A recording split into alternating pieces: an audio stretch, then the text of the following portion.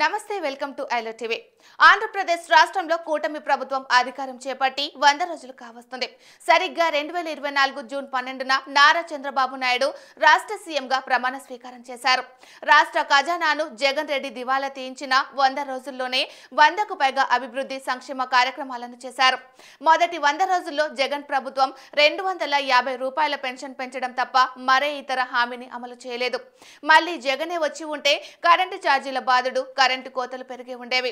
100 రోజుల పాలనపై మంగళగిరిలోని సీకే కన్వెన్షన్ లో టీడీపీ, జనసేన, బీజేపీ ఎమ్మెల్యేలు, ఎంపీలు, ఎమ్మెల్సీలతో ఉప ముఖ్యమంత్రి పవన్ కళ్యాణ్, బీజేపీ రాష్ట్ర అధ్యక్షురాలు రాజమండ్రి ఎంపీ పురంధేశ్వర్ తో కలిసి సమావేశమయ్యారు.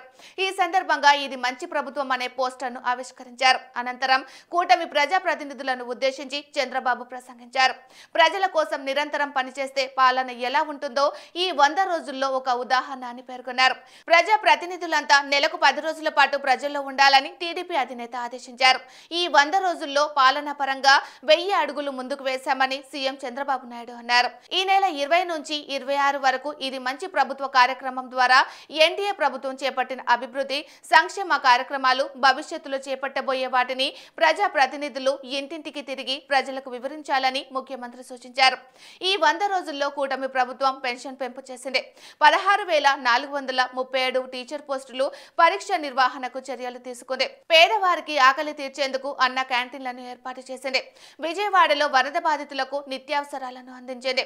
హామీల మేరకు ల్యాండ్ టైటిలింగ్ యాక్ట్ రద్దు చేసి ప్రజల ఆస్తులకు రక్షణ కల్పించారు చంద్రబాబు.